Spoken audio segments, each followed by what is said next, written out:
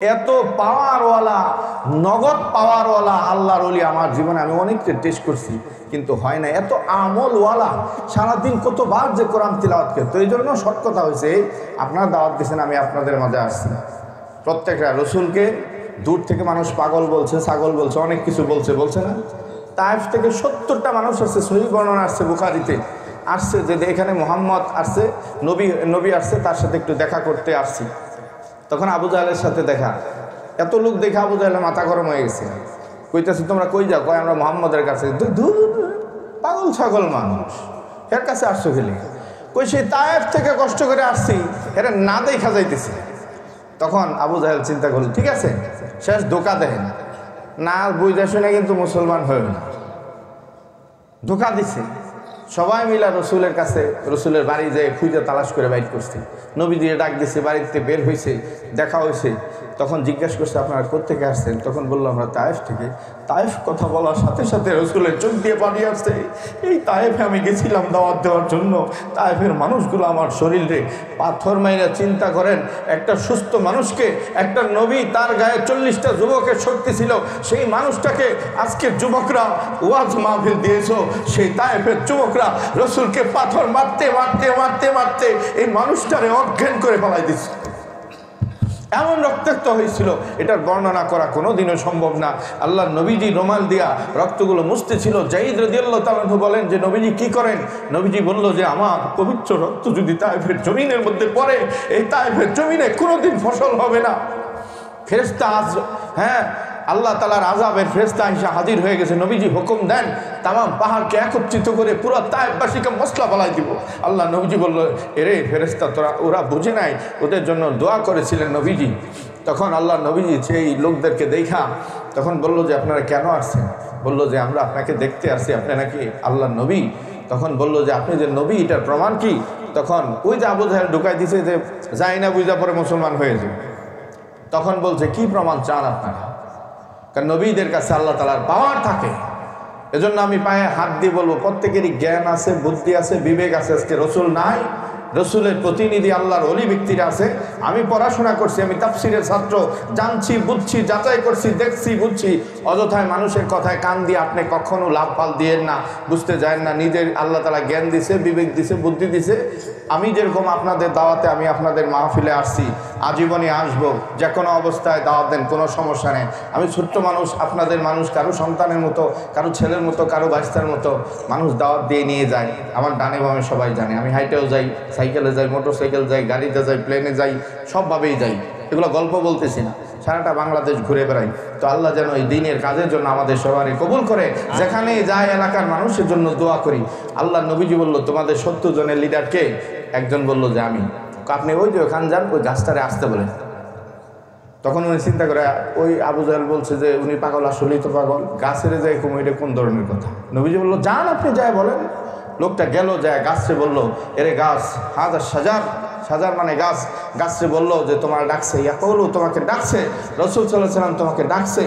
সাথে সাথে গাছটা একদিকে পড়ে গেছে, শিকড় ছিঁড়া গেছে, আরেক দিকে পড়ছে, শিকড় ছিঁড়ছে।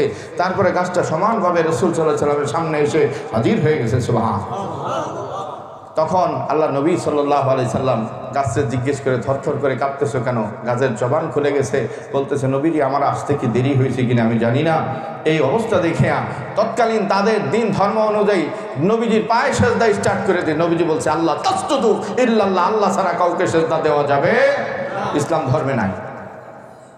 মানিকগঞ্জের পীর সিজদা দেওয়ার পীর না, মানিকগঞ্জের পীর মাজার পূজারি না। মানিকগঞ্জের পীর হয়েছে হক পীর, কোরআনওয়ালা পীর, হাদিসওয়ালা পীর, যেই শক্তি নিয়ে কথা বলি সারাটি বাংলাদেশে।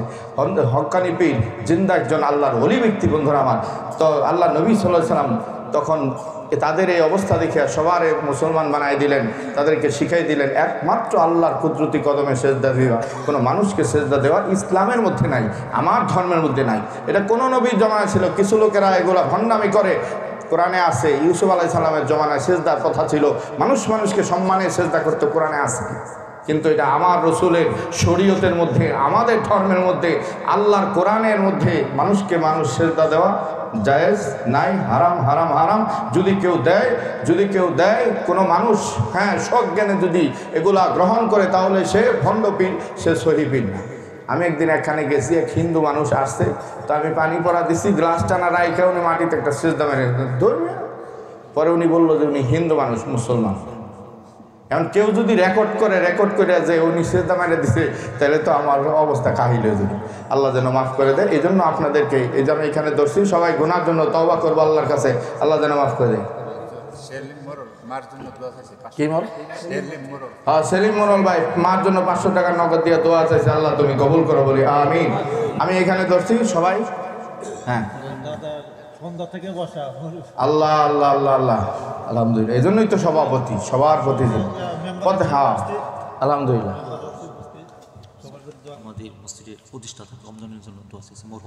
জি অবশ্যই দোয়া করবো, হ্যাঁ সবার জন্য দোয়া হবে, চিন্তা করেন না, ঠিক আছে আমার মাথায় আছে। আমি যেখানে ধরছি সবার কম বেশি গুনাহ খাতা আছে না? যারা মনে করেন গুনাহ খাতা আছে তারা ধরে না, যদি মনে করেন ভাই আমার কোনো গুনাহ খাতা নাই তাহলে ধরার দরকার নেই।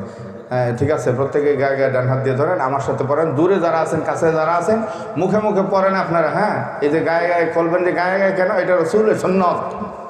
হ্যাঁ এটা রাসূলের সুন্নাত, এটা কোনো মানুষের বানানো না, আমার বানানো। এটা করলে কি আর না করলে কি, আল্লাহ নবীর সুন্নাত, এই জন্য আমরা এটা পালন করি, আমল করি, আল্লাহ যেন কবুল করে। পড়েন আমার সাথে, বিসমিল্লাহির রহমানির রহিম।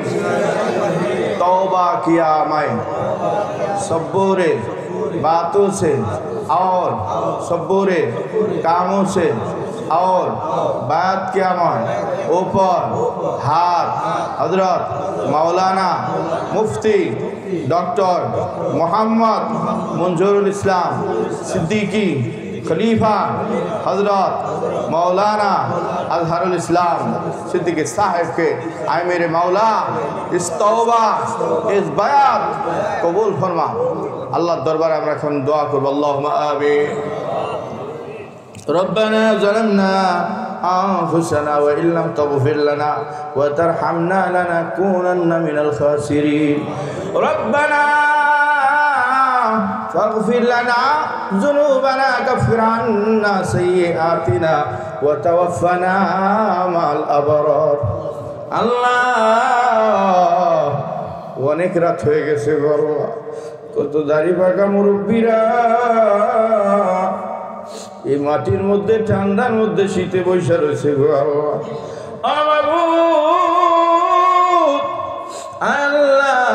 অনেক যুবক ভাইরা আজকে মাহফিল দিয়েছে, যে যুবকরা নবীজির মারতে গেছিল, আরে এলাকার যুবকরা কত ভালো, আল্লাহ তোমার সে বন্ধুর সামনে আজকে মাহফিল দিয়েছি। আল্লাহ আল্লাহ মসজিদের শুরু থেকে যারা জায়গা দিছে আজ পর্যন্ত, যে সকল লোকেরা মসজিদের তদারকি করেছে, যত কমিটি ছিল গো আল্লাহ, যত মসজিদের ইমাম মুয়াজ্জিন ছিল আল্লাহ, যত মুসল্লি ছিল, প্রত্যেকের কবরে আজকের এই সওয়াবগুলো পাঠাইয়া দাও আল্লাহ। আমি জানি না কে মসজিদের জায়গা দিয়েছে রে বন্ধু, আরে হয়তো দুনিয়ায় নাই, আজকে রুহু আত্মাগুলো তাকাইয়া দেখে আমাদের অবস্থা। একটা লোক বাড়ি যায় নাই আল্লাহ, গভীর রাত্রে তোমার ভালোবাসায়, তোমার বন্ধুর ভালোবাসায়, তোমার ওলির ভালোবাসায় কতগুলো পাগল কত জায়গা থেকে ছুটে আসছে। আমার কি দিয়ে বিদায় দিব গো মাবুদ, কাউরে তুমি খালি হাতে ফিরে দিও না। কোন মেম্বার ভাই, চেয়ারম্যান ভাইয়ের বাড়ি যদি এতক্ষণ যাইয়া বসে থাকতো, খালি মুখে ফিরাইয়া দিত না। এরা বাবু তুমি তো মালিক আল্লাহ, একটা মানুষকেও তুমি খালি হাতে ফিরাইয়া দিও না। আমার জীবনের, আমাদের জীবনের সব গুনাহ মাফ করে দাও আল্লাহ। যুবক ভাইরা মসজিদের লাশের খাট বানায়া দিবে আল্লাহ, যুবক ভাইরা তাবারুকের ব্যবস্থা করেছে আল্লাহ, কত কষ্টের টাকা গো মাওলা তোমার রাস্তায় ব্যয় করেছে আল্লাহ। প্রত্যেকটা যুবকের তুমি মদিনার নবীজির সৈনিক বানায়া দাও আল্লাহ, তোমার ওলি সৈনিক বানায়া দাও আল্লাহ। সামনে 19 20-21 তারিখে বন মাহফিল। যুবক ভাইরা রে পায়ে ধরে অনুরোধ করে যাই, তোমরা দাওয়াত দিছো, আমি আসছি, তোমরা সেই মাহফিলে যাও। হাজার হাজার আলেমরা আসবে, দিন রাত 24 ঘন্টা কোরআনের আলোচনা হবে, আল্লাহ তাআলার জিকির হবে। আল্লাহ লাখো লাখো মানুষের সাথে জামাতে শরীক হওয়ার তৌফিক দিও আল্লাহ।